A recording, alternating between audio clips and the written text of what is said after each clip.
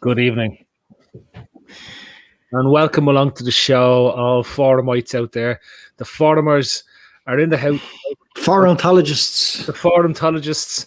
It's great to have you all on as we get to discuss all the topical things that have been going on in the world of football over the last 24 hours or so. And even before that, maybe. Who knows? Joining me tonight, it's a smorgasbord of characters we have on the show tonight. We named this, we used to put on this called the Forum because there was four of us, and you might notice that we're missing somebody at the moment. So what we've done is we've done a lucky dip to see who might join us in a little while, and it'll be a big surprise. We'll let you into the secret when we know we just sent the link out. Just sent the link in randomly into loads of WhatsApp groups. So who knows who's going to come on? Just so everyone knows, Nilo was abducted by aliens today again, and he'll never ever be back. Yeah, Nilo is now officially on the Voyager 3 satellite that's going to head out of the solar system and head off to somewhere where he'd be welcome. Over on this side, of course, is my good friend, colleague, and fellow founder of the LFC Day Trippers, Mr. Andy Young. And down here is, of course, one of my oldest friends from back in the hood. It is, of course, my good friend, Peter Smith. Welcome along, Peter Smith. Legends, two of you. Of course, we aren't even in the same country anymore, so it's pretty impressive that modern day science allows us to put this on. Right, look, everyone's along in the chat. It's great to have you all along in the chat. It's great to see you all. What's the story with this media blackout? Are they still doing that crap? It's ending tonight. Oh, is it? Yeah, Grant. I'm the only one that's allowed to call it crap. Are you? All right, Grant. Yeah. I don't believe in it, to be totally honest with you. So that's just it's not gonna change my life. No. Gestures don't change lives, but action does. Doesn't and even at that, who knows? I'm sure they'll all finish doing the social media until they suddenly realise it's hitting them in their pockets.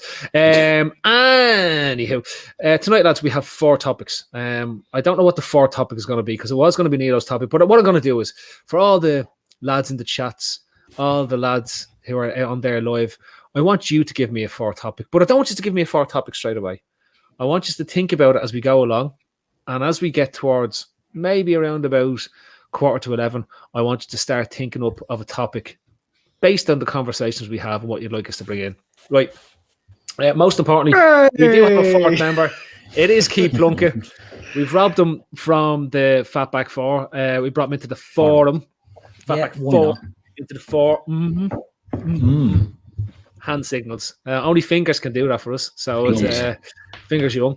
And it is good to have you all. So Keith, I was just saying we had 4 topics, but since Nilo bailed, what I was thinking of doing was we'll do our 3 topics that we had planned, and then we'll ask the lads in the chats to come up with a topic, say around about 11:15 or so, and we'll use their topic when it comes up, because they might get pissed off with this chat and want us to talk about something else, right? Which is a fair shout.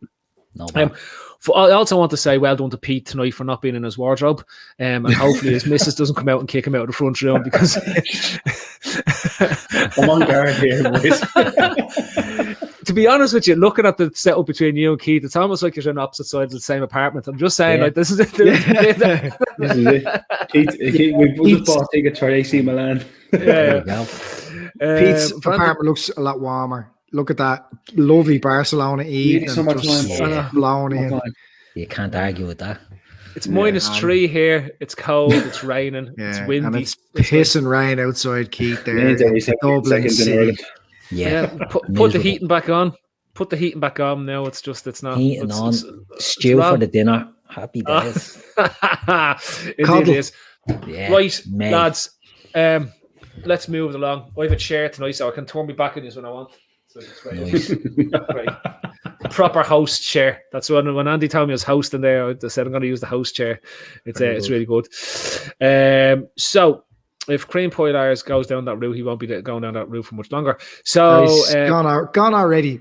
There we go. No That's what happens. No nonsense. There's none of that carry on goes on here whatsoever. Right, lads. Look, there's only been one story in the media for the last 24 hours. There's only been one story that's been cracking on with. So with that it's going to give us the flavour for what we're going to talk about tonight. And I think, Andy, we have your one, you've got my one, and then we've got Pete's. But Pete's, I'm going to start with yours because I think it's the bit that's probably the most liveliest topic at the moment, because I hear Carragher and Neville have been back on talking absolute bollocks again on Monday Night Football tonight, right? So, Pete, run us in. Where do we start? What do you want to talk about tonight, Pat? I would like to talk about what I've been talking to an awful lot of our subscribers and listeners today on Twitter for the last few weeks, and that's the absolute hypocrisy that's going around, not just the Premier League, not just Sky Sports Studios, but the whole of football. I mean, it used to be that I would, if I wanted to be entertained by lies, I would switch on Fox News and, tune into Tucker Carlson and his mates just for a laugh to see what was going on the dark side of the moon.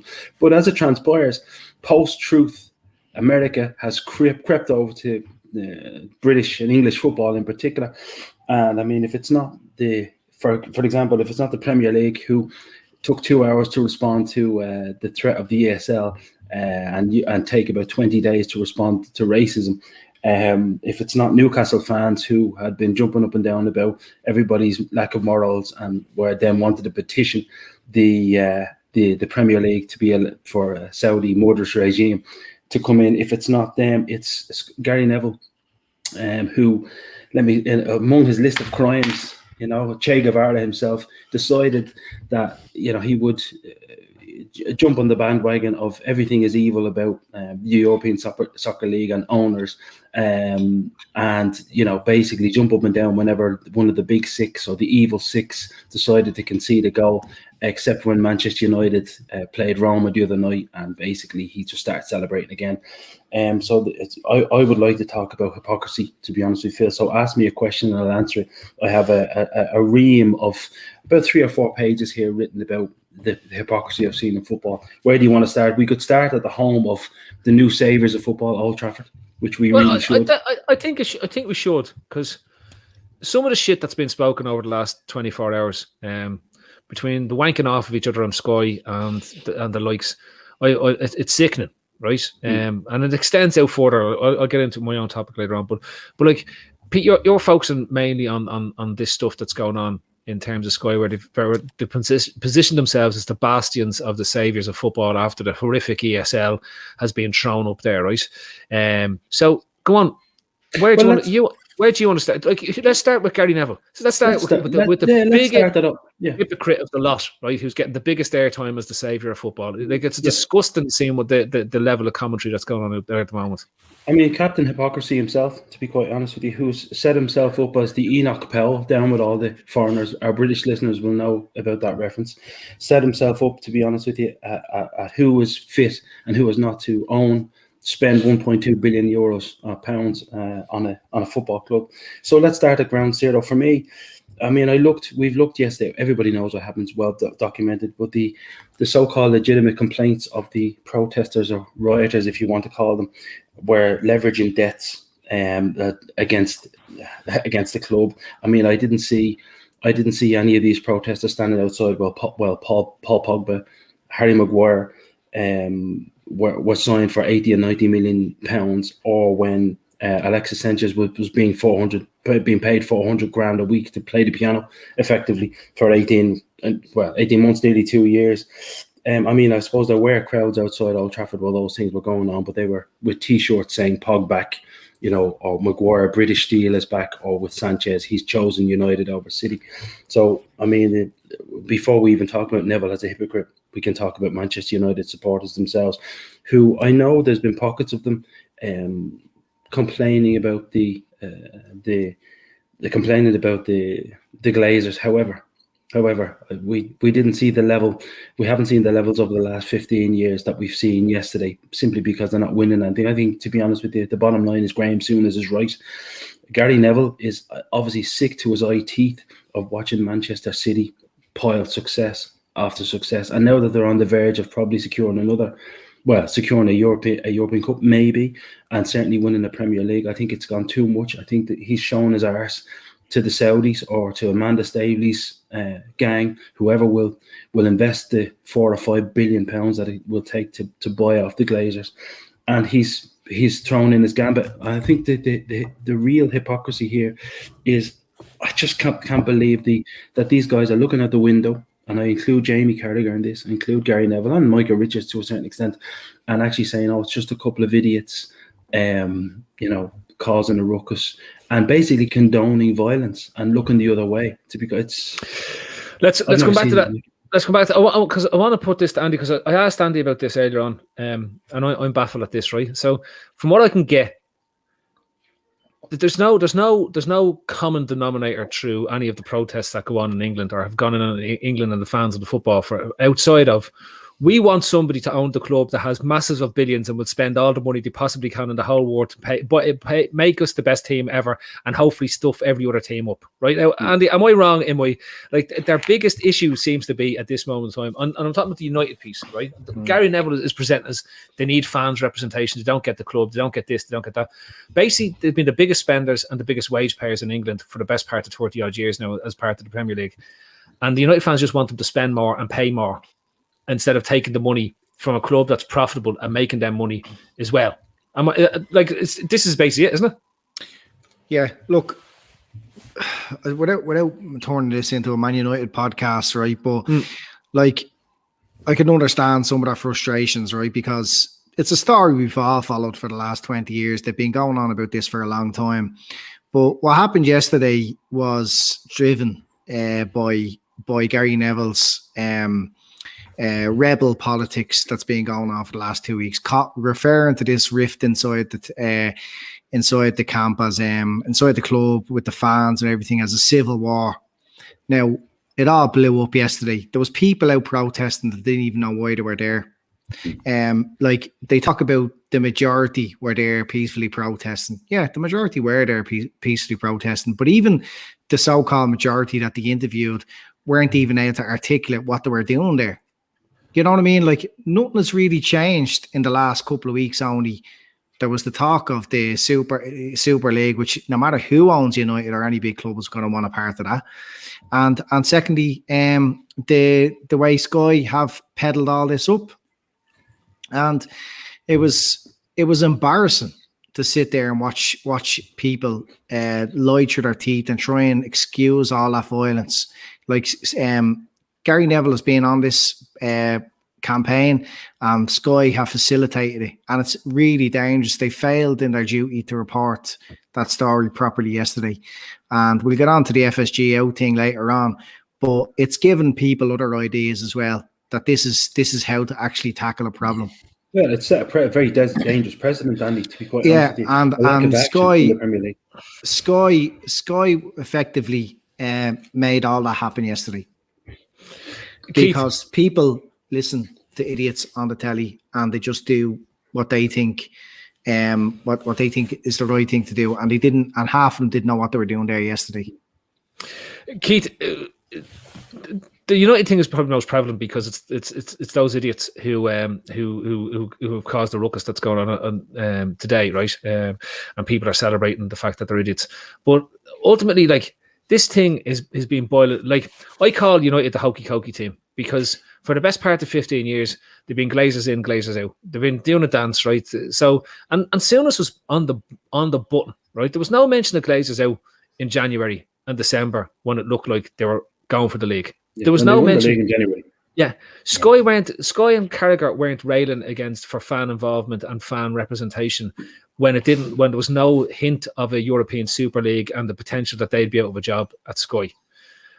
Pete is right here that this is all just purely being driven by Murdoch's desires to maintain his stranglehold over football rights. The fact that BT is now struggling financially, so it's probably unlikely they're going to be able to renew their interest, means that Sky's real competitors in the football rights for the English football rights are going to be companies that have significantly more resources than Sky can pay for these rights. And we're talking about the Amazons, we're talking about the Apples, we're talking about the Disneys, the ESPNs that are sitting there, right? Now, sorry for a long round, but I just want to set this up because I think this is fundamental to people understanding the level of hypocrisy they're listening to, because television nowadays is very rarely presented as both sides. Even the BBC is tainted when it comes to this, because they're basically the BBC News and the BBC politics side is basically the mouthpiece for the Conservatives in England when it comes to what it is. And I'll say the same in RTE here.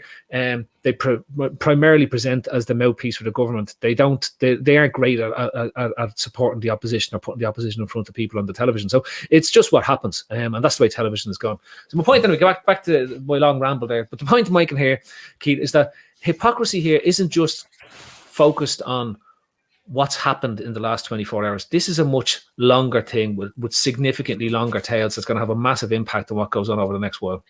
Yeah, 100%. We touched on it on the Fatback 4 last night. You know that Sky are nearly pouring gas onto this fire to keep it going and keep it stoked. When they're looking, and the Premier League are looking to have a closed shop for the TV rights, they're looking to, go straight to the current broadcasters who are Sky to get free run at the TV rights going forward. No one mentions these things. Do you know what I mean? Like, it has to be, you have to be looking at, teams really need to be looking at this sort of subscription Netflix style TV deals that are, it's in America, it's everywhere else. I mean, if you look at the TV deals, you can get all sports for a hell of a lot less. We're being, over here you're paying for Sky Sports, but then you're not getting all the games. You have to have fucking BT, you have to have this, you have to have that, you have to have some different subscriptions. It's an absolute scam, and the hypocrisy does stem from the fact that Sky are these paragons of virtue, these bastions of morality, and they're anything but, like Gary Neville. People think the biggest thing that's annoyed me is that Gary Neville is being painted as, Robin Hood type character. He's taken from the rich and given back to the poor. He isn't a shy. He's an unbelievable hypocrite, that fella. No. And this is behind a paywall. This is behind a paywall. Do you know what I mean? People are paying £150 for their Sky subscriptions. Yeah. Yeah, Gary Neville is a hypocrite. Is a for sale hypocrite, Keith.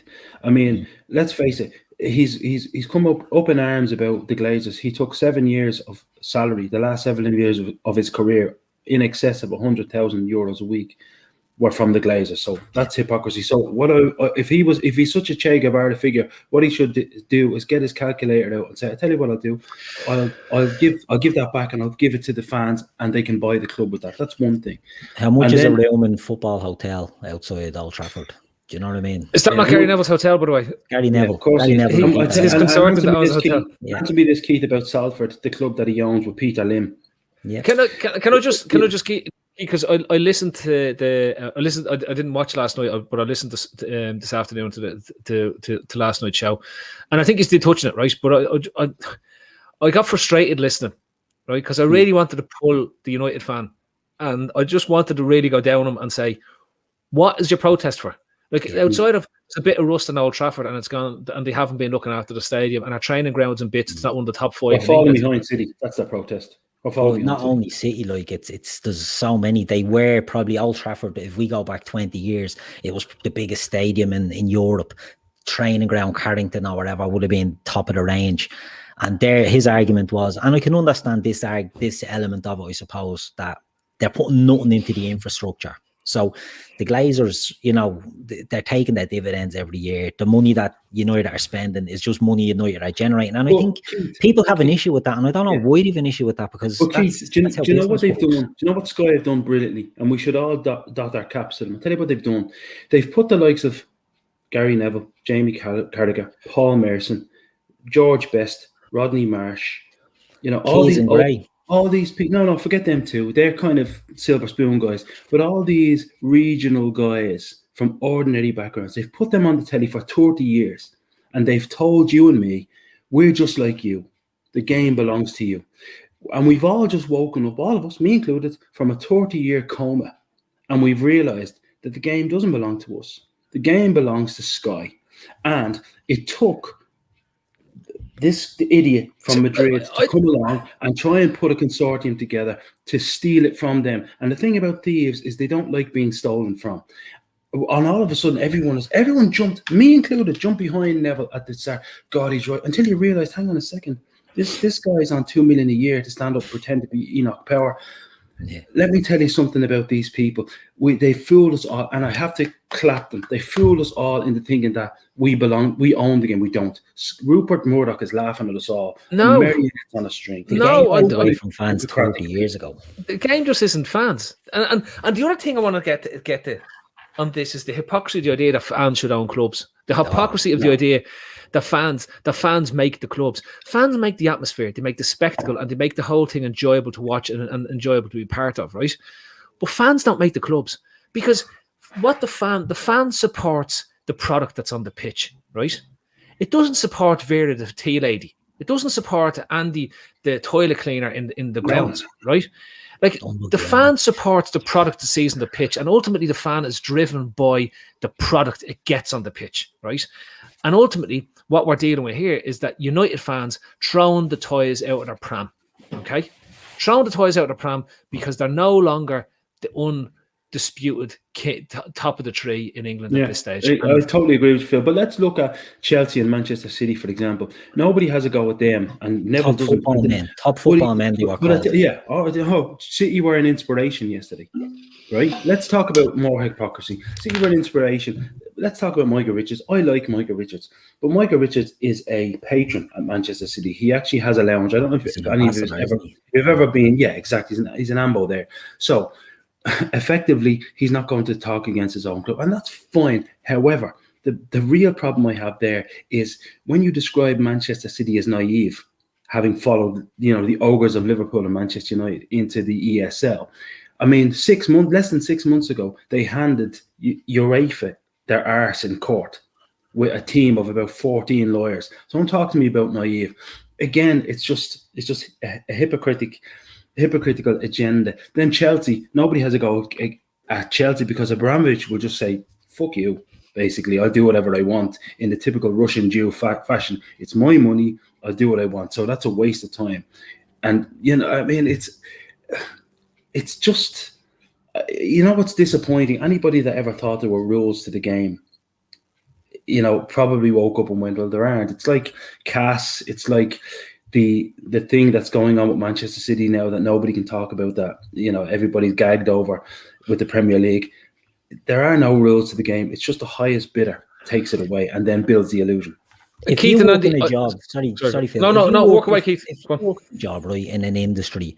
Now, I'm not talking about a small company where you probably know who your CEO is, right? If you work in an industry, that's a big multinational, they only care about the bottom line. They don't give a shit about the people on the ground. And football's no different. Fans need to understand. It's business. The business. And these people are billionaires. Like, you're talking about Manchester United, Liverpool, Manchester City, Arsenal, like Spurs. The value of these clubs, you're not talking millionaires anymore, you're talking billions. But do you not think, Keith, that billionaires don't become billionaires by being nice and by thinking of, the man on the terrace? They couldn't give a shit. Well, Keith, how can Gary Neville go and Jamie Carragher go on the television and pretend to people that it isn't a business? When Gary Neville himself was paying guys in the Vauxhall Conference, Adam Rooney, $6,000 a week, when the nearest club was paying not even $1,000. Can I just put it to you that I think there's a third motive going on in the background here, right? Is it possible that Neville is involved with a consortium, possibly with Beckham, Staley maybe? I don't know about Staley, but looking to take over United, because I'll go back to the concept, and even the concept that FSG now are going down the line of looking at the Man City one, where you have multiple versions of your brand in multiple different countries' leagues, and you could have Miami United FC. That's MUFC. What's into Miami is David Beckham's team. It'd be very easy for them to take over that, and all of a sudden you have the United brand in Miami, you have the City brand in New York. Like, FSG must be looking at thinking, how do we get a brand then? How do we get another version of Liverpool in as part of this Red Board investment? This is this idea of where you have this franchise. Global brand, which is then franchised to different cities. If you can't get this Super League, if you can't get this Super League, how do we get our name and our brand in front of other people? They're fools if they don't, Phil. They fools if they don't. And we're not dealing with fools. As I love it now, conspiracy. Is this not a third spoke to this wheel, that potentially you're looking at a very successful businessman and Gary Neville, who knows very successful businessmen, and Beckham, and potentially looking to buy out this club? I don't think so personally. I think he's just dug a hole there. And yesterday was very obvious how much he was trying to scramble out of that hole, and they're doubling down now. So no, I don't think so. Look, if he's doing all this as a clever way to wangle his way into owning Manchester United, fair fucking play to him. But no. I don't. But exactly. But don't play Che Guevara. You're not here. Yeah. Ask the Valencia fans what do you think about Gary Neville and Peter Lim. Peter Lim, more to the point. Yeah. They're backing up Gary Neville to me. Yeah, no, I honestly, I don't think he's that clever. I think the Monday Night Football show a couple of years ago was really, really good. Like, it was insightful stuff, him and Carragher, and that's where they should have stayed. Now they're playing politics. You know what I mean? Gary Neville's fist pumping a rebel protester yesterday. I mean, why is that being accepted? You know, imagine this happened at Liverpool, like the uproar. Like, it's absolutely outrageous Donald that he Trump was doing that. He should be prosecuted for it. I mean, he actually should be arrested. There's no fucking. That's what I'm saying, Andy. Yeah. It's so detached from reality. Everything is just so detached from reality. I mean, a policeman standing who had his face slashed with Jamie Carragher, he had a smile on his face because he looked like he was happy talking to Gary Neville and Jamie Carragher. Yeah. It's absolutely fucking perverse. So I think it's I think Phil. I don't think he's that clever. If he was that clever, he would have stuck to what he was good at. He's playing a dangerous game here, and eventually everybody will be wired to this. He could take Sky down with all this, because Sky are going to have to part ways with this behavior eventually. This is all. Or pull them up or do something, because like they were good. They were really, really good. I did look forward to watching them talking about a game on a Monday, dissecting the game at the weekend, and listening to, you know, professionals that weren't long out of sport talk about it. And that's the sort of analysis that I enjoy it as a football fan. It's just a joke now. Like, the pair of them should be on Loose Women now or something. But I want the last prong of this hypocrisy chat, right, comes around. What's really frustrating me, I'm going to talk about it next before we get on to Andy's topic, right? But what's really frustrating me is the hypocrisy in the coverage, because it's Manchester United. If Liverpool fans had broken into Anfield to stage a protest, that injured stewards and policemen on the way in, right, let off flares and caused the match to be called off, the coverage today in the press would have led with scenes reminiscent of something out of the 80s. Okay, that's what you would have got in the press coverage. Seems taking us back to the bad old days of Heysel and stuff like that. That's the references that would have been in the paper and the news today. And they would have said Thatcher was right not to negotiate with the likes of us. We are talking about hypocrisy. The hypocrisy in coverage that goes on. What has driven me mad is the Liverpool fans. Some of the most vocal Liverpool fans involved in fan media and stuff out there, rushing to celebrate and support the protesters and what they've done. There was one pony we won't mention today. I don't think it was you, Keith, or one of the boys, Davo, maybe showed me the tweet. No, it was you, Andy. I couldn't believe it. Couldn't believe what he was saying. But I cannot get over guys who have a very large voice in fan media actively supporting people invading stadiums. I listen with interest, Keith, with what the guys were talking about last night, and they're saying, well, if we just had a protest, it would have been just a byline in the news. And I heard Shawnee saying it would have been just a byline. It would have been Liverpool and United, whatever score it was, and there was a protest outside Old Trafford. But they could have made the same protest in a much more intelligent way, just by delaying the kickoff by an hour or an hour and a half. Invading Old Trafford, causing the damage, injuring people in the protest. I tweeted from my own account last night about the similarities between what they did yesterday and what happened in Washington in January. Same style of ring leadership as well. Yeah, it's uncanny. They vandalised their own fucking stadium. Yeah. I mean, to me, Anfield is a fortress, and it's sacred. The thought of people kicking indoors and storming in and firing blade and flares at this. But the thing is, and we said it last night as well, the whole thing I thought was devalued by that, because you can have a protest and there's ways and means of doing it, and if they stop the buses from getting there and delays the game, it has an impact. When you see gobshites with bags of cans coming in and laden, shouting up at the gantry, "You Scouse bastard, you Scouse bastard," that's not a protest about the Glazers. Let's make a clear distinction here, gentlemen. Yesterday was not a protest. Yesterday was a riot. It was not a protest. The protest sections. Because if yesterday was a peaceful protest, the game would have went ahead. It's that simple. But you can stop. Do you know what? You can stop the teams. Sorry, Andy, I just want to say you can stop yeah. the teams coming in. You can stop the teams coming into the stadium. You can delay it to make sure that the cameras and everything else are on the banners and the reasons for why you're doing it, right? Yeah. And get that attention. That can still lead to the same debate that they were having on Sky yesterday because the game was delayed for kickoff. But with the positive nature in that, hang on a second, they didn't come in, they didn't wreck anything, they didn't damage anything, they didn't damage the ground and stuff like this. And this game will go ahead. And the only thought in people's heads will be that game kicked off an hour and a half late, ruined the TV schedules, but got its message across. You see Norman in the chat there making a very, very good point, talking about Neville trying to drag Liverpool fans into it, and he was at it all day yesterday. I know Andy's going to talk about it later. FSG finances being in trouble. I would urge any Liverpool fans with any sense and any influence not to fall for that absolute bullshit. Yeah. FSG have managed us very, very well. Yeah, they've done some stupid things remotely on decisions. We'll be getting onto that. We'll get onto that last week. This man, so desperate is Gary Neville. God, he doesn't want Manchester United to be seen to be out there on their own. So desperate he is. We'll be getting on. But I can't understand why the people think it is okay. And I'm not giving them a pass. At the time, they kept saying in the Sky studio, "Well, we don't know what's going on outside."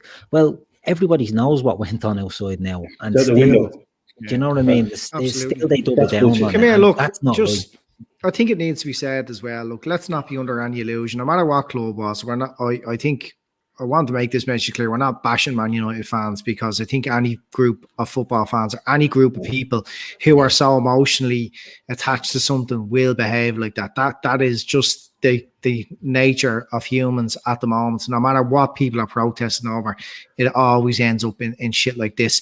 But my gripe is with Sky facilitating that and encouraging it. Okay, you know what I mean?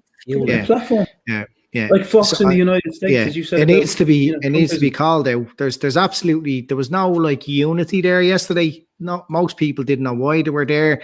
The banners should all read the same thing, but they're not. They're just turning up because they've been led to believe that this is the right thing to do. Any normal broadcaster would have, first of all, condemned and apologized to the viewers for having to see that, and condemned the actions of the lunatic fringe. The Sky didn't, because it didn't meet with their agenda. Yeah, but what was going? What's the guy's name? The presenter, David Jones. Like he gave them ample opportunities to do that. Yeah. And only eventually really Souness took the bait and went, actually, hang on. Look, it's a very difficult thing as it's unfolding live. I mean, 1 minute you're on the side of the protesters, the next minute, you know. I'll tell you why, Andy. By the end of the but why? But this is the thing. Jones kind of gave them opportunities to condone it or to condemn it and only eventually Souness kind of took the bait. Like at one stage Souness was kind of on the side of the protesters, and then before you know he was like, hang on a second, like there was flares thrown up here, like they were on the pitch, you Scouse bastard at Carragher, and like these are thugs. Like why allow them their way? Like I mean, they should, if they want to encourage bringing the football back to the fans, there's better ways of doing it. And they could have sent out a way clearer, a better message yesterday. They absolutely failed in their responsibilities as a media, as a company that provides media. Jones's in here would have been telling them, listen, this is turning nasty, not just outside, but inside. Well, inside. You need to start getting the lads on the bike where Neville and Carragher wouldn't have taken the bait. This is clickbait. And Keith, you know, we've talked about this before. We've talked loads of times. That was great television for Sky because people were just people who wouldn't even be watching the match tuned in to see what was going on. Right? It stops being football and becomes a news story, and that just generates people to go and watch what was going on and seek out something that they could see it, and then clicked on the websites to see what happened, to see what Neville said, to see what Carragher said, to see what the outrage is about. And when it comes down to it, Souness hit the nail on the head. And it's right, it's back to the Glazers cokey, right? So basically, it was at the start of the year, it's Ole in, it's Ole out. Ole in, give them a new contract because they're going to win the league. Ole out because they're getting knocked out of the Europa. Ole back in because they're going to win the Europa. Ole out because they can't win the league, right? It's Glazers in because they spent 90 million on Pogba. Glazers out because they won't paint the stadium. Glazers in because they bought a shiny new tracksuit for Harry Maguire. Glazers out because they forgot to get the sponges for the medical bag. Like, it's nonsense, right? These fans are nonsense. And I would say the vocal majority of fan channels that are out there at the moment are spewing absolute nonsense with their open letters and their statements and all this crap that goes on. You mentioned last night you're into unions and you're a big union rep, right? And to me, what's being put out there is just noise, a massive echo chamber of bollocks and crap being bilged all over the place with no I love that word, bilged. but no cohesive request, statement, all-encompassing plan, strategy. It's just everything under the umbrella of the ESL is shite, and we're going to now give out about it. Would I be wrong? Like, you're involved in it, you know what they're there for. Yeah, they're right, Phil. The message isn't clear. The message isn't sort of, the only thing they're all coming together and saying is the ESL, the ESL was bad, and that's it. But the Champions League is fucking changing morphing into some ESL laden cast off, and anyway, and they've no problem with that. Yeah, but they've no problem with that. Do you know what I mean? Like, the idea of people protesting is fine. I mean, Liverpool fans have protested before. We know that. But the reality is, I'm going to get lashed out even for saying this. Did the protests really get Hicks and Gillette out? No. Or was it the banks going to foreclose on? Do you know what I mean? Like, protesting will get you so far. And, it was other things that got it. What happened, I think, yesterday was fans protesting, not knowing what they were protesting about different things. And then as soon as a few tinnies were involved, they were all just there for the tear up. And it loses all its message. It loses its meaning. There has to be one message if you're going for a protest of that magnitude. And if the end game was maximum disruption, they got maximum disruption. So they'll say, job done. And a lot of people in the media will say, yeah, well, they got the game cancelled. Well done. It's not well done, because it encourages people to do this as well. It sets a precedent for people to do this going forward. It sets a precedent for a player is injured, and if a big game coming up, fucking tear up and block in the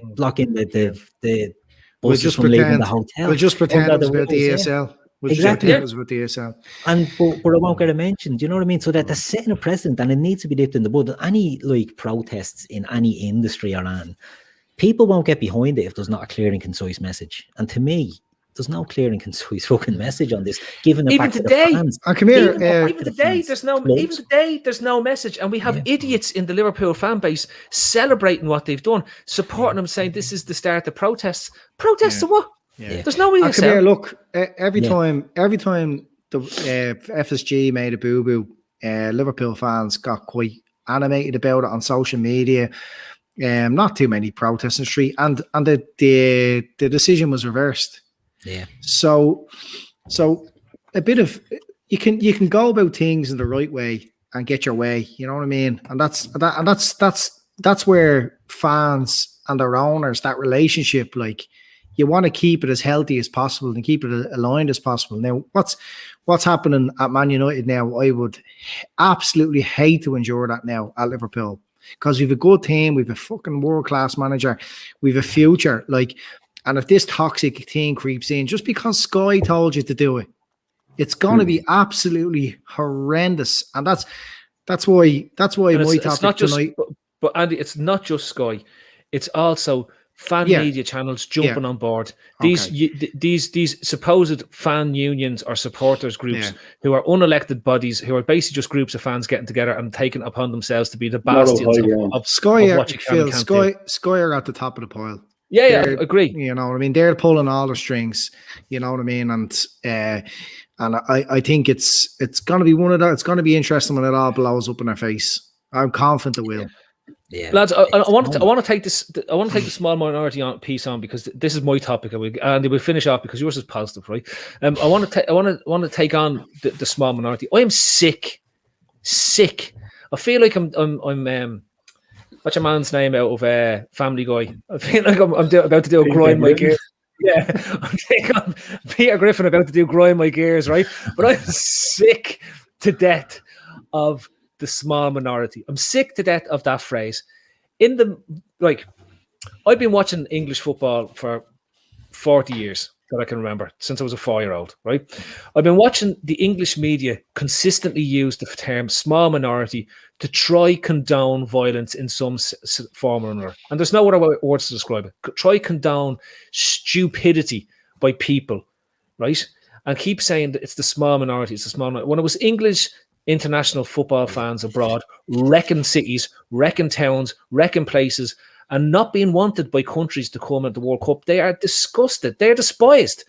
Countries don't want them there as fans in nearly every World Cup. The only media that says they want to be there is the English one. The rest of them is just like, we don't want you here. We don't like you. And I know this as an English-speaking person going abroad. The first thing, English, no Irish. They love Irish fans. Scottish, love Scottish fans. Northern Irish, love Northern Irish fans. Welsh, love English. Disgusting. Don't want to know about it, right? And why is that? It's the small minority. You can't have 6,000 people in Marseille throwing anything they can find from one side of the square to the other and call that the small minority. 5,000 people turn up at a protest yesterday and about 2,000 get into the ground or whatever it was that gets in there, right? That's not a small minority. That's quite a sizable amount of the crowd. If 5,000 people turn up and they're bringing bags of cans with them, they're not going there for the good of their health and to do a few chants and to hold up banners. They have planned to cause maximum disruption. They've broken into a stadium. They've broken the law, right? And they are not apologetic about it. And when it comes down to it, the small minority of fan media channels, of Sky Sports, are now supporting this as well. It's a small minority. The small minority is dictating the narrative that exists in the world at this moment in time. And if you give the small minority the megaphone it needs, it stops being the small minority and starts becoming the vast majority. When I watched the CNN coverage of the storming in Washington, it was only a small minority went inside the Capitol building and caused all mayhem. The vast majority were peaceful outside. That's been the line used by Republicans, the line used by Fox News.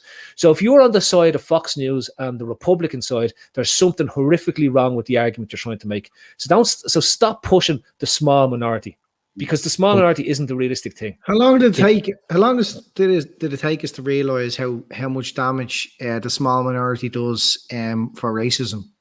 Yeah. Like, it is a small minority of people that are racist, but we've had to, there's been a worldwide campaign to call this out, because a small minority can do a huge amount of damage to any cause. Yeah. And now it's a small minority that are doing damage to the Black Lives Matter cause. It's a cop out. It's a little clause to cop out. But that's creating huge conflict in bringing that message forward. You know what I mean? The players shouldn't have to be still taken to the knee so long after. This should be fucking nipped in the bud, and like we could go on all night about that as well. Yeah, you're right. Right. And the problem with any small minority, right? The problem with the storming of the Capitol in the US, the problem with the English fans when they go abroad for major tournaments, the problem with even what happened at Old Trafford yesterday is the small minority can start this riot, but people that are there get sucked into it. So while you might not be part of the small minority at the start of it, that small minority grows and grows and grows. People that were in the Capitol, that were in Old Trafford yesterday, and I'm on about in the stadium, I'm not on about outside, I'm on about the ones that went in. They probably didn't go there we're going to get into the stadium. But when a mob gets together like that and gets whipped into a frenzy, loads join in. So the small minority might be there with one little fucking thought in their head. but people join in. That's how it grows. That's what mob does. It grows, and people go into it that ardent Mob maybe mentality. of that mentality. Exactly, the ardent of that mentality, but they're in a mob, and the mentality changes. Like, you can't excuse the small minority on this and that. I think Master Disaster makes a great point. Where's the outrage for racism? Where's the outrage for corruption in football? Where's the outrage for the sheiks? And like, dead right. And you know, we spend our lives moaning about the most simplest of things, and all that noise that's created by this allows the serious shit to go under the radar. The smoke screen. Sometimes it's deliberate, Andy. Sometimes you know, a system will generate a problem in one corner, so as you ignore the other. I mean, if you notice, Massive Disaster makes a really good point, because I mean, you know, you look at even this weekend, for example, the tokenism. Sometimes tokenism can actually encourage the darker factions to stand up and say, well, fuck them and their token. We'll actually attack. And I've seen a couple of other members of other forums like ours, black members, posting tonight and this morning about some of the personal messages that they've received. Stan Collymore, for example, I was impressed by his stance, and not a lot that he does impresses us lately, but he turned around and said he refuses to go along with this blackout because it's just yet another token gesture for us. For example, when the biggest example you'll see is when Nicholas Bentner wore the Paddy Power knickers and was fined 80 grand instantly, and you know, a football association of Serbia fined less than 25% of that for a stadium full of bigots and, you know, aggression towards 3 black English players. The FIFA, UEFA, the Premier League, let's face it, and I'll be honest, they don't care about us. They don't care about black people. And I talk to a lot of black players, a lot of professional black players, a lot of black people of prominence on social media, and we'll speak to each other privately. And the bottom line is they don't care about us. So we have to stand up for ourselves and make things happen within our own community so things are better for us. This is all tokenism. I'm with Philip on this. You speak about the blackout they had over racism. There was a Guardian journalist came off as racism blackout to have a go at Graham Souness for sticking up for, you know, for calling out the Manchester United fans. He says he's breaking his blackout because Graham Souness needs to do one. Do you know what I mean? Like, it's tokenism. What's more important? You know, what's more important? Graham Souness is on the ball there, right? And somebody else has said I'm reaching for comparing what happened yesterday with the hooliganism of the 80s. I'm not, because when you start, you start somewhere. So yesterday we started where there's fans not allowed into grounds because of what's going on with the pandemic. There's fans not allowed to go anywhere, whatever it is, are able to storm a ground. They're able to get past the police cordon, get past the stewards, and I don't blame the stewards for letting them into the ground. Why they're not paid to do it, right? So like, let them in, right? So if they're able to get in and then they smash up the fellas' tripods, they weren't even part of the club, wasn't even part of the Sky Sports. That was just some photographer's gear that was smashed up behind the goals. They robbed the corner flags. All they were short of doing was cutting the nets down to have a bit of crack, right? They were climbing all over them as well, weren't they? Yeah, so these aren't. What's that protesting against? Where was the banners in the stadium? Where was the going over to the Sky cameras and putting? I remember protests going onto a pitch in Sky. I can't remember who it was. I think it could have been against Venky's. Do you remember when Blackburn the fans invaded the pitch and was organised, and they had banners and stuff, and they wanted maximum media exposure as to why they wanted the league to step in. By the way, that was because those owners were Asian. If I'm being honest, they had Jack Walker for years, who was white and northern and rich. No, and they didn't want Asian owners. I actually know why they wanted Venky's out as well, because it was basically just the cheap publicity stunt for Venky's. It was. They weren't putting any money into it. They were literally the worst type of owners. They were putting their club into debt and taking money out. And they were also brown. And almost, it has nothing to do with brown, man. Like, that's just bad business. Whereas the Glazers are being slaughtered for being good at business. And this is like, people hate saying this, but they're being good. They spent no money buying the club, have that club, and they're taking money over. And whether one they of like the biggest brands in the world, and it hasn't cost them a bleeding sausage. One of the most profitable clubs in the world. And and this is the thing: this idea of a small minority. To hear Liverpool fans and Liverpool fan media supporting this and saying we should be copying this, we should be doing stuff, having proper protests outside Anfield is no use. We need. I'm sorry, but I don't want to see Liverpool fans invade Anfield and get matches called off and smash up Anfield to make what protest? What's the protest they're going to be protesting? We want the ESL. We want to be treated. The CEO was meeting with one of the fans groups. Is it SOS or something? Our CEO, the Liverpool CEO, was meeting with the SOS. So do you know what you do? If I'm one of the owners, I'm smart. I'm going to say to you, look, you know, we're not going to give you a shareholder or whatever, but we'll give you a representative on the board. Yeah, right. So that you can represent the fans' view on the board, so as that we don't make mistakes when we're communicating with you in the future. You won't be able to make the decisions and the stuff that we're going, but at least you'll be able to represent, put the voice of the fans in the room, right? Yeah, I mean, Barcelona is the best case, Phil. You don't want fans running the club anyway. No, to be honest, what you want is somebody there to say, "I wouldn't do that. I wouldn't furlough staff. I wouldn't do this." Do you know the best? Billy Hogan will do that. The best thing about that is you have the lies that came out about Liverpool forlocking staff when they didn't, right? They were going to, there was such an outrage by the fans, they stopped it.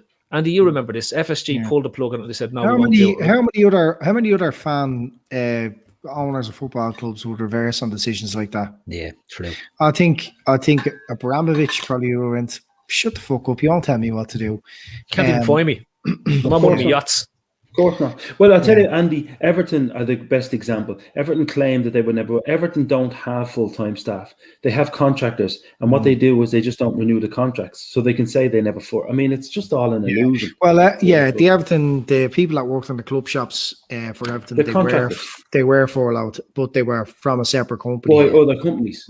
So are you telling me that was because Everton themselves didn't give them jobs? So, you know. Go on, Andy. But like, going back to that, just when we talk about the small minority, you're a mad, happy, top red super fan, right? How disappointed in like when do you get on board a protest? This is what I want to know. What's the point that you think? Yeah, now's the time to protest. Look, if Liverpool start releasing club accounts and it showed that there was money leaving the club, and the reason we weren't spending on players is because the money that was the reason that there were, then you have to start questioning these things and protesting. But like the Hicks and Gillette thing, for instance, they were putting the club into, you know, the threat of administration. I mean, these are the reasons to go and protest. But are we moving on to my topic? Yeah. Okay. Now, so look, I never intended really to be this big FSG fucking John Henry profiler type, but here I am. Yeah, this is the war. Right, and you brought this up weeks ago, and you were right. We were all wrong. Let's be just clear, right? I don't particularly like them as people. You know what I mean? They aren't my heroes. My heroes are the players on the pitch and the players of the past and the managers of the past. I don't look up to them. They don't inspire me. I don't want to meet them. But they're the best case of they're the best of a necessity evil, necessary evil in the modern game. Do you know what I mean? Like, I'm at peace with the fact that football that we grew up to is gone. Like, I adore the FA Cup. Like, and Phil, we differ in this. But you'll see, like FSG tell the manager, no matter who it is, Rodgers before, that doesn't matter anymore. You know what I mean? So our football, as we knew it before, is gone. You know what I mean? But I am grateful for their existence. I just hope that Yes's reaction doesn't inspire our fans to create this toxic atmosphere around Liverpool, because those owners are a lot more aligned with what our needs are as fans. And when Liverpool fans have kicked off about different things, whether it's been the ticketing or furlough staff or trying to trademark the live report and stuff, they have listened and they have took. And I think their whole thing is they prefer to ask for forgiveness than permission. So I don't know how it's going to work out as if they get someone on the board. But they're the opposite of the Glaziers, in a lot of ways. They're more like the pre-Glazier United. They're opportunists who seeing that the potential of that club wasn't being maximised. You know what I mean? They've sweat the assets. Like you hear it being spoken when they met Klopp. He understood that this was a project for him, because he saw that this whole brand of fans and this means more could be marketed around the world and they could grow the club together. Because Klopp's a bit of a businessman himself. He's not just this football man that doesn't know anything else outside. He'd be a success anywhere. So he recognised they were good owners, and he was the one that says everybody needs to calm down, relax, because he knew what would come. When I say everybody needs to calm down, relax, he meant the media, not the fans, because he's totally with the fans. You know, make no mistake about it. When what we want, but our situation is completely different. Completely different. I really, really do hope that that it doesn't turn nasty, because we should be enjoying this team. Okay, we've had a shit season, but it's been down to an awful lot of factors. Let's see what happens next season when fans are back in the ground and we can't look at players coming back from injury and building on the squad and everything else. But the damage is going to be done to other clubs. You see BT now trying to offload some of their TV rights. There's going to be clubs that are smashed. You're seeing the Liverpool club accounts that came out last week. It's pretty healthy. Like, they took out that 200 million credit facility that they talked about a couple of years ago. They used that, but that's all being paid back by now. Well, that's the general understanding that's being paid back. So, because of that whole sustainable nature of the club, we get to come out of this a bit quicker than most clubs. And you could see a lot of clubs really suffer. You could see clubs go into administration next couple of years because of COVID. Look at the revenue that's lost. You know what I mean? Spurs building a £1 billion stadium and taking out loans as well to cover. You know what I mean? There's no sure thing that FSG are going to continue to grow the club on and off the pitch. Look how much the revenue has grown, like from 10 years ago when they came in. Look how much the wage bill. They've reinvested every fucking penny into it. You know, when success, the promise of success was rewarded back to the players. And that's going to make want players to come and work hard for Klopp and to get rewarded like that. Because you see Werner at Chelsea, like, you know what I mean? Like, we stepped away from that because he didn't fit the culture of the club. And I think we're a lot more aligned with those owners than we believe. You know, and Klopp is, and you don't get anywhere. You don't get fucking anywhere unless there's unity in the club. Look, you have to just accept that these people are billionaires, investors, right? That's what they do. And we just got to hope that our ambition aligns with theirs as often as possible. And I think under FSG, it has, like, 99% of the time. The blips, maybe they're not blips to a lot of people. But look, there was a big reaction to the £77 tickets, but they still kind of got their way. You know what I mean? They got rid of category games. If you're up in the rafters, you're still paying the same price as you are on the centre circle. You know what I mean? So the prices of the ticket did go up. So a lot of those problems, you know, you can dissect. Yeah, there was talking of furlough staff. We don't even know whether that message came from the top at all, or whether that was a day-to-day decision. You know, someone made a really good point actually.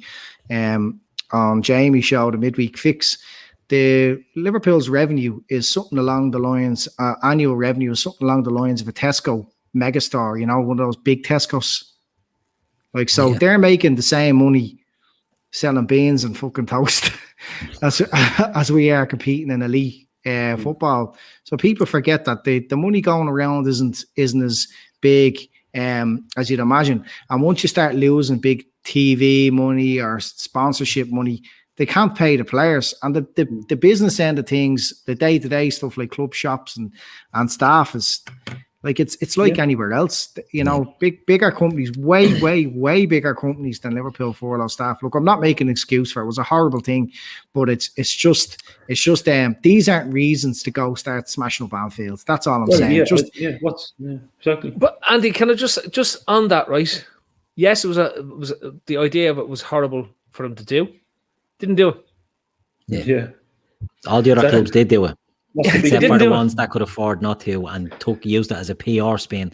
Well, we're not going to be furloughing any staff, Man City, Man United, after Liverpool got absolutely butchered for it. That's why this is all false indignation, and that's why it goes back to the original point.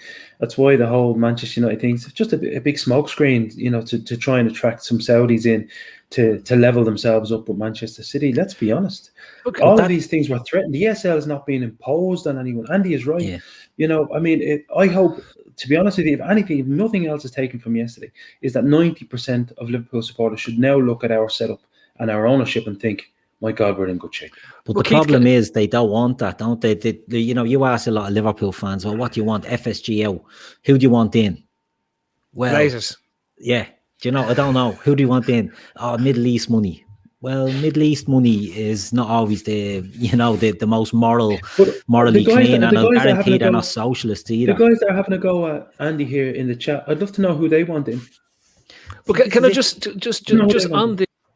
On this, and I think it's very relevant, and it's something that I laugh at most of the times, because like there was that banner today with United, was Glazers out, Gazprom in, like, Yeah. Do you know what I mean? And Keith, like, what people don't realize is that everyone goes on about how close we were to going out of business. We were never going out of business. That was a forced sale. That was a forced sale led by the Royal Bank of Scotland, when they put their own man on the board to make sure that forced sale would go through, and that either the facility was repaid or was refinanced, right? And everyone gets hung up on this. The forced sale was the ultimate outcome. Had Hicks and Gillette managed to refinance that with an American brokerage or a hedge fund or whatever it was, they'd probably still be there. They'd probably, or they would have been there for a good while longer. Depressingly. In the same way the Glazers are. I still think they probably would have turned the ship around at some point in terms of the revenues, because they would have had to service whatever facilities were going in there. And we were very fortunate that the Bank of Scotland decided that they were going to pull the plug on the facilities, and pull the plug aggressively on the facilities, because most banks wouldn't. Most banks would have let them have more time to refinance it, but it was just because of the credit crunch, just because of the size of debt, that led to what happened. And taking Andy's point, FSG to me are the perfect non-sugar daddy owner. Right? People won't like this, but they're the perfect non-sugar daddy owner. They've closed the gap from where we were with United to where we are. Where in terms of, I think there's only a 50 million or a 60 million difference in terms of commercial revenues. When this started, there was hundreds of millions Miles away. We weren't even on the same pitch as United when FSG came in. They've leveled it up. Have they got things wrong? Of course they have. But despite this idea that they don't listen to the fans that's out there because of the ESL thing that went on, in the vast amount of times, you know this from redeveloping Anfield, they listen to the fans. Yeah. Instead of going and building a new shiny stadium, which is actually the cheaper option. Yeah. In the long run, when all things are considered, to try and the work that had to go on to try and redevelop Anfield was more costly than just building a new stadium and going into a fresh. They were really innovative in the way they built the main stand around, and like long may it continue to redevelop in the Anfield Road end, and I think one day we might see the COP redeveloped too. Keith, what's your preference? Do you prefer the FSG model? And I'm talking about as a Liverpool fan. I'm not talking about as in general. Yeah. Or do you want sugar daddy? No, I prefer the FSG model. I really feel they've got stuff wrong. Every owners have got stuff wrong. If you go back to Manchester United fans are complaining, and Adam, who was on last night, the stadium is in bits, the training ground is in bits, the area around the stadium is in bits. Well, you can't say that about Liverpool, because since FSG have come in, the stadium has been improved, the area has been improved, and the training ground has been improved for very low costs. And it's been done, to the extent that it has. They're taking money out of the club at Manchester United. Well, the FSG aren't taking money out of Liverpool. So, what are we complaining about? We're complaining because they're not buying Kylian Mbappe and Alf-Inge Haaland. They probably buy Alf-Inge Haaland, but not Erling Braut Haaland. They're not buying Jadon Sancho. And that's what, people want. And this is what sort of annoys me. They say FSG don't get the culture of Liverpool. What owners in this day and age, in this now fucking £1 billion industry, is going to get the socialist values of Liverpool None. It has to be separated.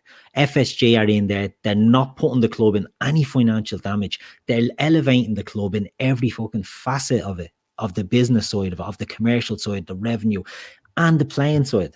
And people are too quick to say, that's down to Klopp. Well, they got Klopp. Do you know what I mean? They got Klopp into a club that were on their knees. Do you know what I mean? Like, Jurgen Klopp was the top manager in the world at the time that was available. We weren't the top club looking for a manager at the time. Do you know what I mean? They had to get him in there, and they got him in, and they put a team around him. People don't like to give them credit. I'm happy with them as an ownership group. They make mistakes. Everyone does. Every fucking ownership does. But their mistakes are minute compared to others. And this ESL thing, my stance on that was, if that had gone ahead and we weren't in it, we'd have looked like absolute gobshites, and fans would have been screaming, why are we not in it? Yeah. This is my whole point. Don't let the ESL thing be the turning point to turn us into what, because this shit at United has been building like for, like, you type into Google Glazers out, 2-0, like, you're gonna get every single year since like the last 20 years nearly, you know what I mean? 2003 to 2004, this whole movement has been happening, and it's been building and building. Don't let us become down over the ESL thing. Exactly. Can I throw just one? Because I think Free World put it in there that FSG didn't change, Liverpool, Klopp did. Right now, here's the thing, and this goes back to my point I made just earlier on, right? Fans don't give a fuck about anything bar what goes on the football pitch. But in reality, a football club isn't what goes on the football pitch. It's what goes on in the boardroom. It's what's going on in the accounts, and it's how Vera gets paid. It's how Andy in the toilets gets paid, right? That's just as important to them as how we're going to increase the contract of Mo Salah, right? So that's a common example. But I go back to it and I keep going. Right. The other big piece of this is what attracted Klopp to the role. Right? Yeah, that's well documented, Phil. When they met in New York, a lot of their business minds met. Yeah. And what attracted them to him too. It wasn't just the same like values in business as he has with players. Simple. And in business in general. And in running the club. Like, it's huge to understand that Klopp, and we're talking about Klopp, we're not talking about a different manager because of what he's delivered for us and what he is to us as a group of fans and as a group of supporters. The reason he's here is because he believes in FSG. He believed in the model that was put in front of him. He didn't go to Manchester City. He didn't go to Chelsea. He didn't even go to United. He turned down the opportunity to manage Manchester United. He's on record as saying this because he didn't like the way the club was run. He came to Liverpool because he likes the way the club is run and the people involved in the club and the people around the club and the owners of the club. And I think you could see how much he was disappointed with being kept in the dark around the ESL thing. I think the whole issue with this ESL thing was the PR. I keep going back to this. This could have been an easy open door win for them just by including a simplified way of getting in and out of the tournament and having the management and the boards and everyone all on board. So it wasn't a super secret meeting of 2 or 3 guys in a room who only knew what was going on, and then it was just announced to the world. Yeah. Because that was the fall down of it. Wait till people see the cat's abortion of what's going to happen from 2024 onwards. I think somebody put the topic in. What do we think of? Where do we think European football and UEFA is going to go over the next 5 years? I think that's what we'll close out on. But I'm not going to close off on Andy's topic. Phil, free world is always throws me the old comments and all that. We a bit of crack in the comments. Fair play to him. But he's saying that Klopp close the gap. Of course he did. This is when we win, it's Klopp. When we lose, it's FSG. It's this is a joint effort. Everybody needs to be singing off the one hymn sheet, and it's not really so important who John Henry is over in Boston. It's who he recruits. And I'm talking about Billy Hogan's and from the day-to-day management of the club. Like that's really what's most important. And I think they've got that right, especially with Klopp as manager, especially with the freedom that Klopp has had to bring in who he needs to make, Klopp always talks about, he brings in, if somebody knows more than him on a subject, he brings them in. You know what I mean? He looks to them. That's the type of leader he is. He motivates the people around him. So I think that's most important is who they employ, who they recruit. So when you say when you take credit away from FSG because Klopp did it, they recruited Klopp and they recruited everybody else that's working under Klopp and over Klopp. So that's just my point on that. Pete, how do you feel about FSG in the current climate, given everything that's going on? Because the hyperbole is that all owners are shit that own the top 6 clubs in England, and they should all be set on fire and burnt and then sent off in a boat back to America. Absolute rubbish. Delighted with them. To be honest, their only crime is buying a business, running a business, and making decisions as they see fit and trying to better that business. There are some groups of fan groups out there who take the moral high ground and think that they should be consulted, even when sometimes the financial rules say they can't be consulted. I think it's ridiculous. I think people need to grow up football as a business, and the business of our football, Liverpool Football Club, is in good hands. That's all I have to say about it, to be honest. Right. So on that then, and I'm sort of leading into the discussion we were having, because this ESL, or the concept of the ESL and the narrative that was put out there about the ESL is going to... There we go. It must be, it's 11:10. Pete's off to put 10 cent in the meter so as that Mrs. lets him keep talking. 12 over there. I know, 12 over there.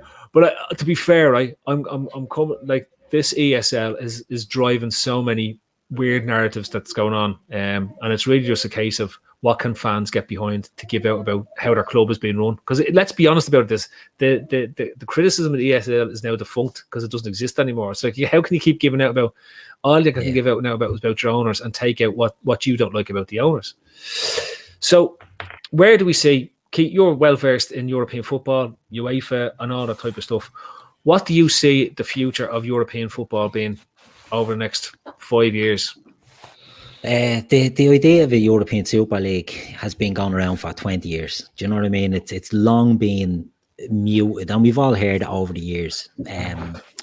The way this one dropped was the big bollock. You touched on that, Phil. You know, that it got dropped and thrown out there for everyone. We're doing this, we're doing it next season, blah, blah, blah.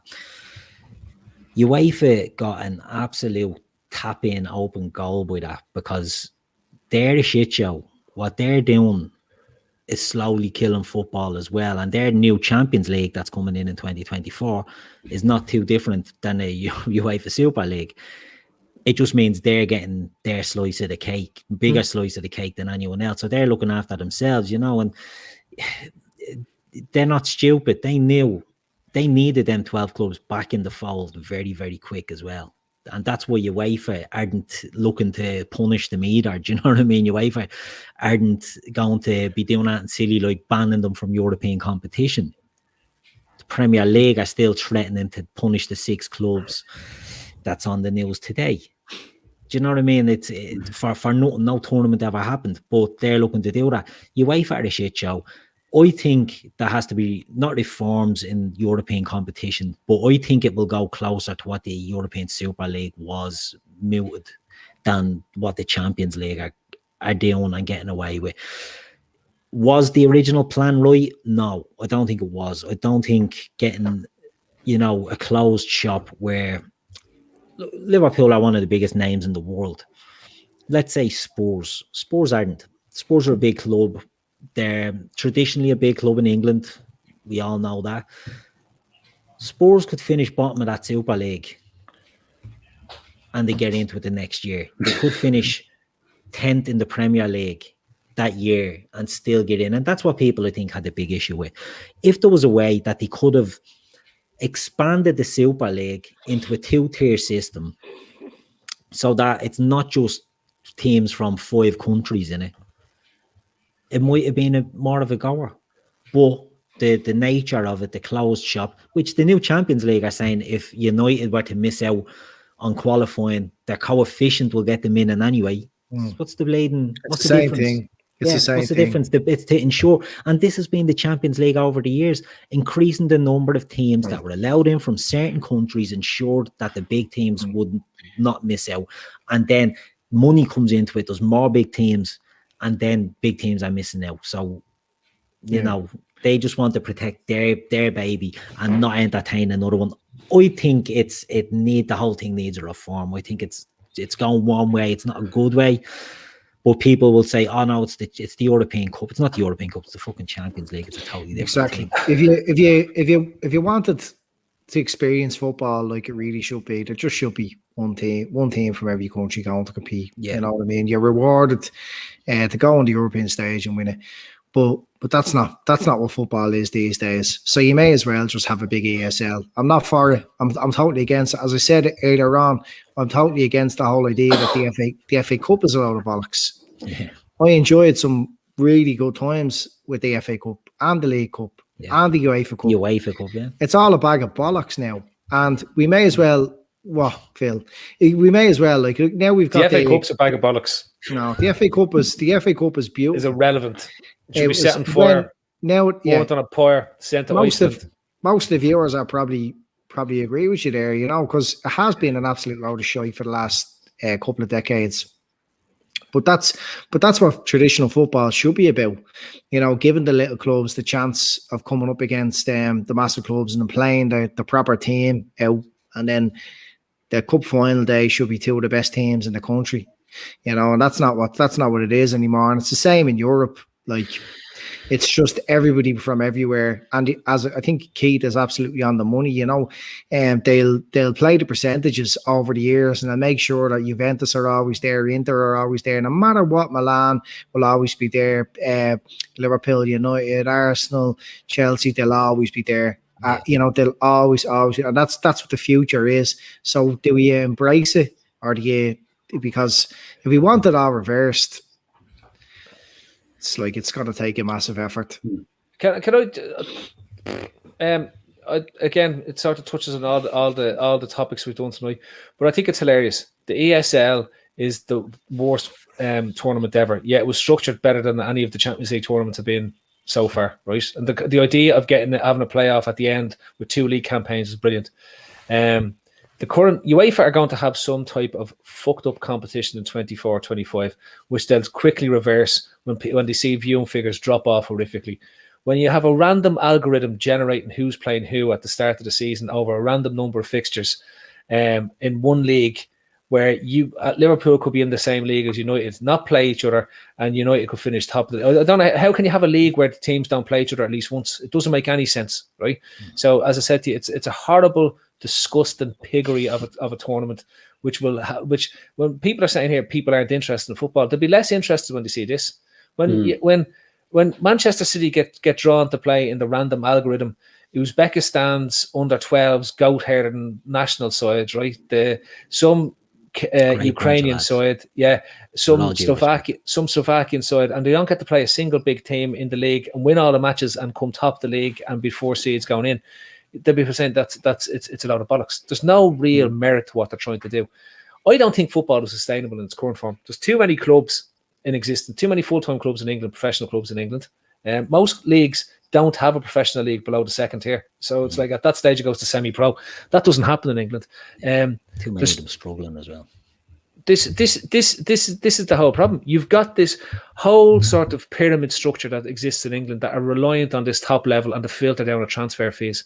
I think this summer's going to be an eye-opener for a lot, because I think the teams at the top won't have the money to spend as they have done, and it's going to cause an awful lot of trouble for teams at the lower end of the pyramid, because that flow down of money is not going to be there.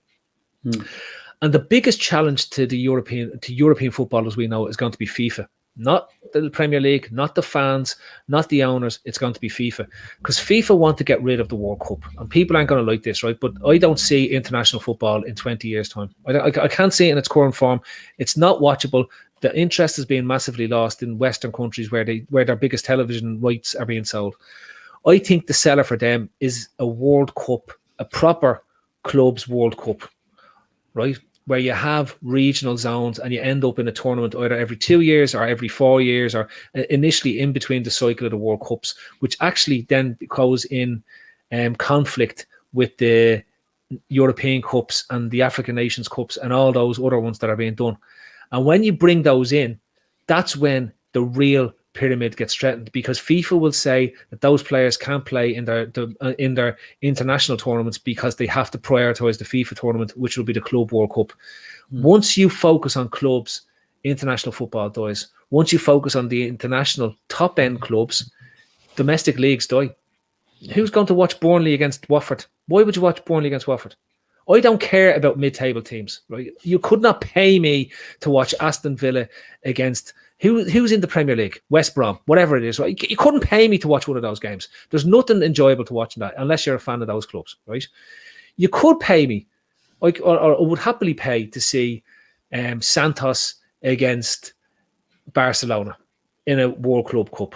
I'd happily pay to see Kashima Antlers against AC Milan. Pulling names out of hat here. Al Hilal. What was the crowd that used to be in Sensible World Club of Soccer? The Ghanaian team.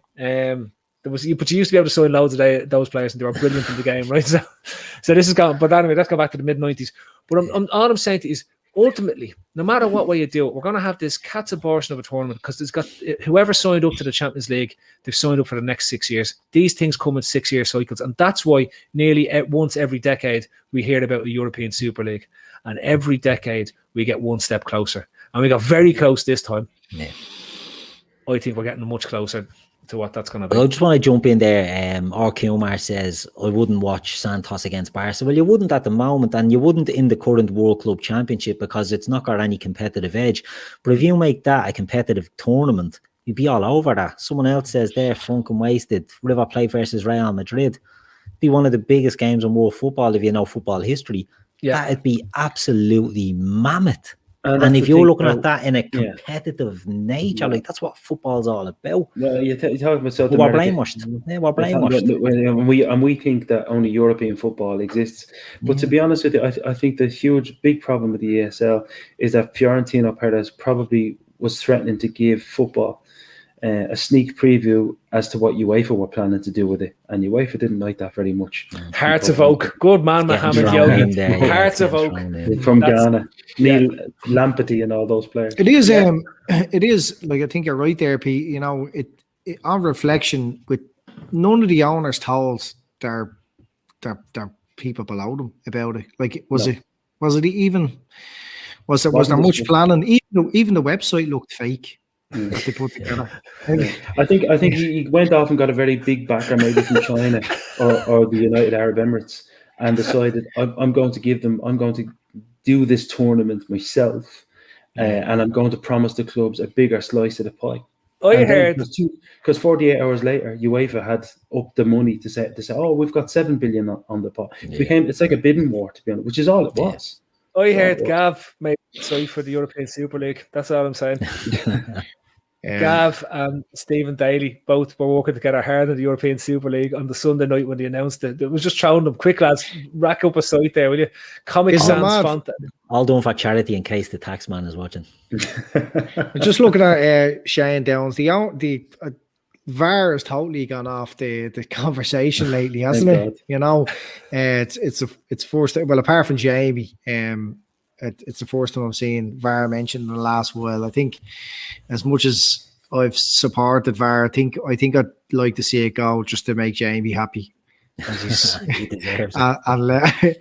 Just to make him happy and let him fall back in love with football. But that's another thing that sort of, you know, we don't like this, get rid of this, this isn't their game, this isn't what we do, and it's been made to fail. Invade the stadium. Invade the stadium. That was probably a VAR protest when your man fucked the camera down onto the pitch. Is that VAR? Yeah. Get rid of that.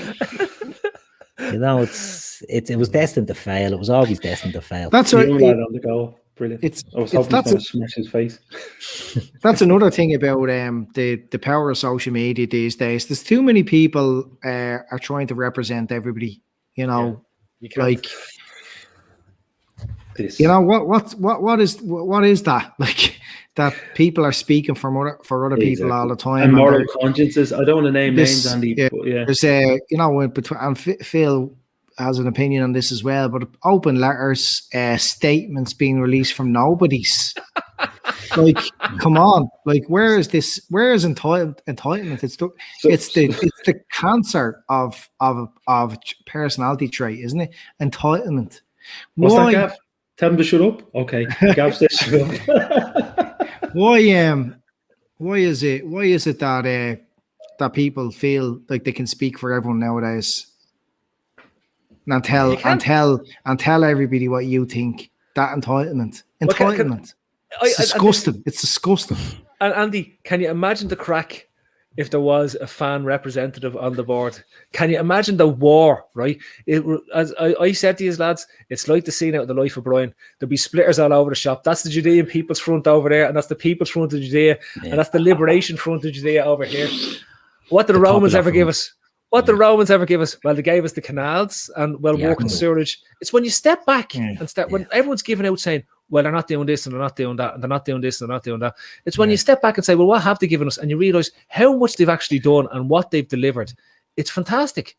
And it's very hard to say they're terrible people that need to go in the bin because they wanted in on a tournament that was going to double their revenue and make them one of the richest clubs on the planet. I'm sorry. Here's a bit of an off-topic question, right? Which is after this comment from Shane Downs that they're making me think of it. Like, everyone's entitled to their own opinion. To be honest, 100% agree. People shouldn't be following crowds, also known as zebra pants. Yes, okay. And that's what I find a lot of people's opinions on social media are for the audience as opposed to what people are actually saying. So anyway. The off-topic question, I'd be interested to hear what Pete has to say. If social media was validated, so you had to be yourself on social media, would it encourage freedom of speech, or would it hamper people? Would people be afraid to speak their mind? Do you think it'd be a positive or a negative thing to have a social media platform where people had to be themselves?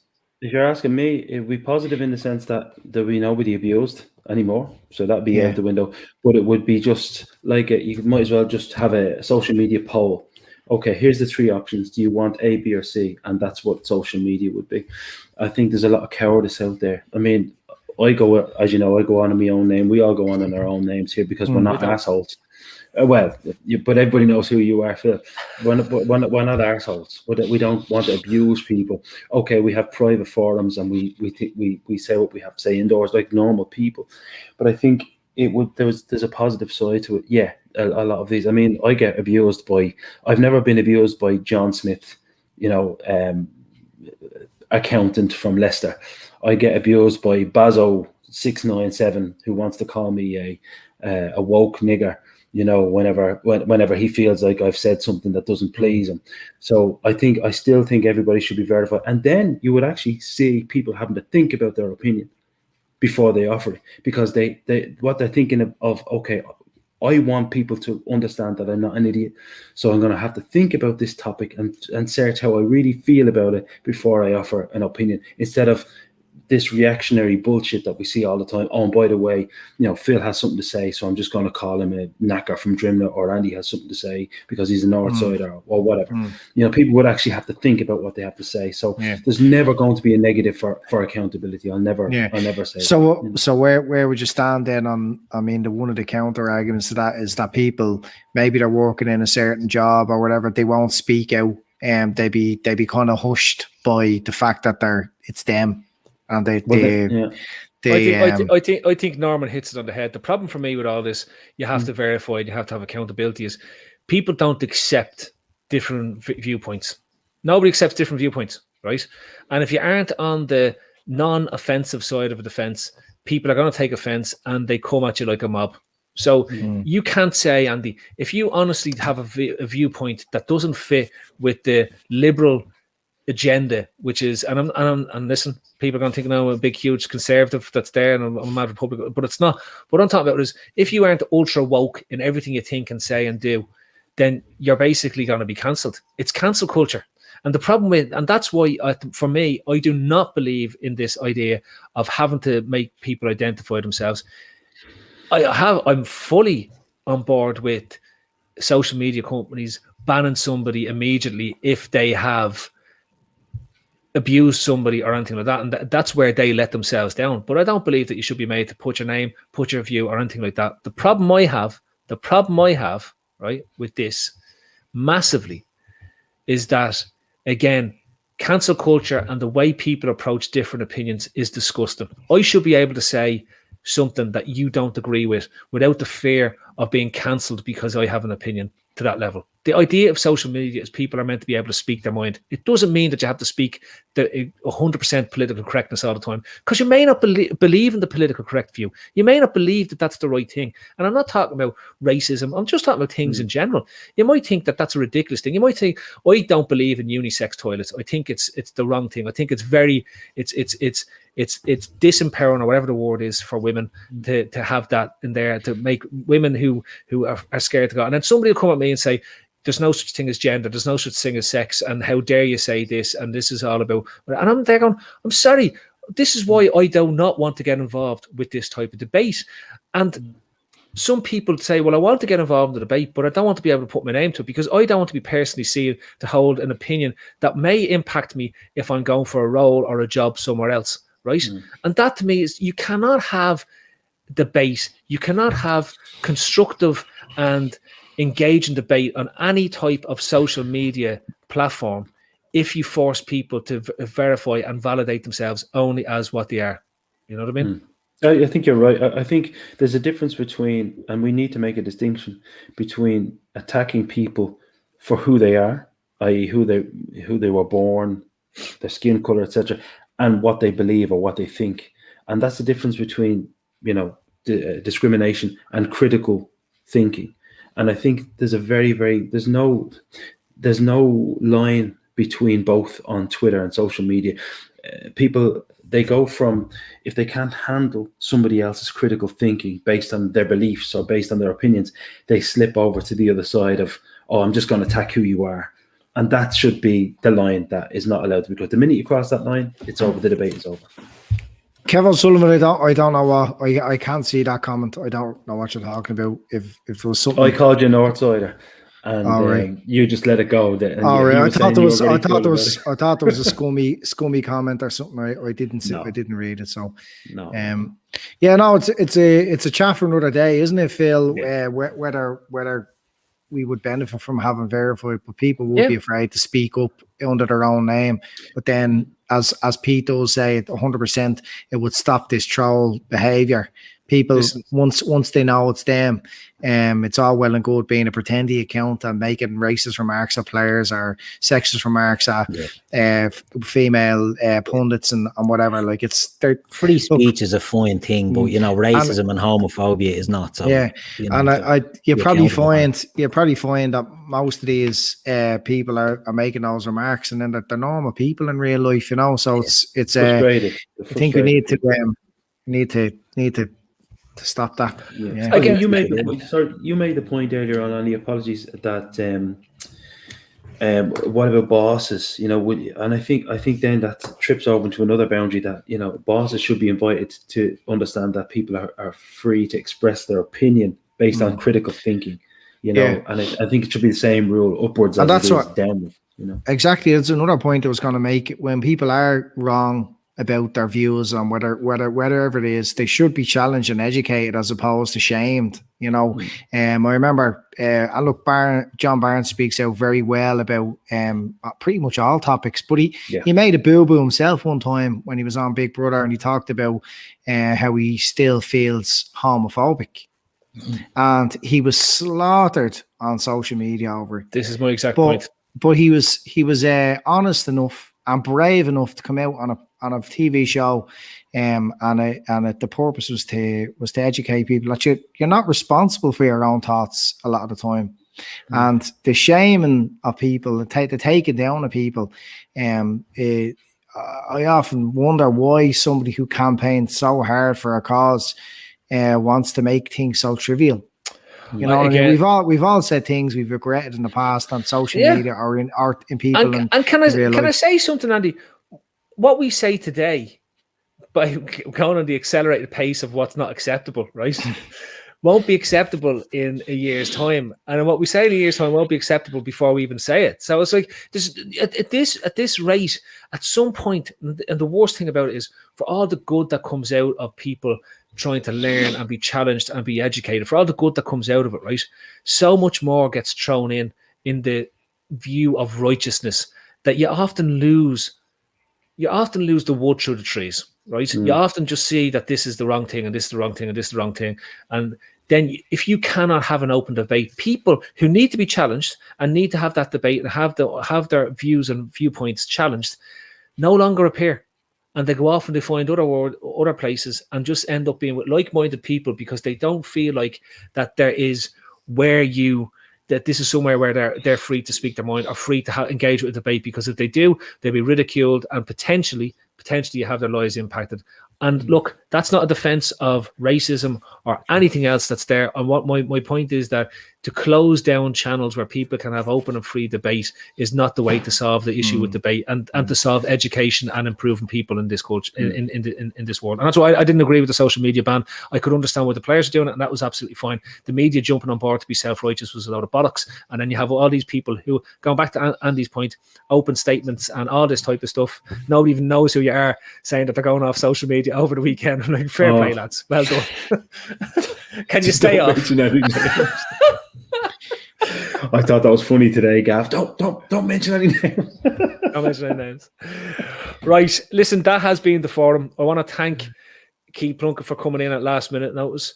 I want to thank Pete over there, all the way over there. Boys. From Barcelona. And then I want to thank Andrew Young, all the way. Look, I'm putting my hand in. Look, that's magic. Look, I'll take it back. Golfing 8 days in a row. Golfing 8 days in a row. Oh, yeah, day 8 of golf. It's been hard. Experienced all sorts. So jealous of it. Come here, Kev. I didn't see that comment. I am the worst multitasker in the world. Someone else needs to do the comments. I can't see and think at the same time. Think and see. Right, that has been the show tonight. I have been your host, Phil Casey. Tomorrow night there's a show. I actually don't know what the order of the shows are. It's bound to be somebody. Maybe they'll set fire to the truss and we'll have somebody playing a song on the top of it and there'll be something else to talk about tomorrow, right? Until then, that's been the show. There's loads of shows this week. That's all. Loads of shows. That is loads of shows. We have shows all the time, and they're all free. They're all free of charge. We're not looking for money off anyone. I'm taking a break next week. I've decided, so I'm going to have a night off. We're not paying you enough. Not paying me enough. I actually have an assignment to get in that's overdue now at this stage, and it's due in next Tuesday, and I'm already behind as it stands. So I'm going to need the whole night on the Monday night. So that's been the crack. That's been the forum. Hope you all learned something tonight, and if you didn't, go and talk to Gary Neville. I have to look for the you're fucking shot. I just ended the broadcast.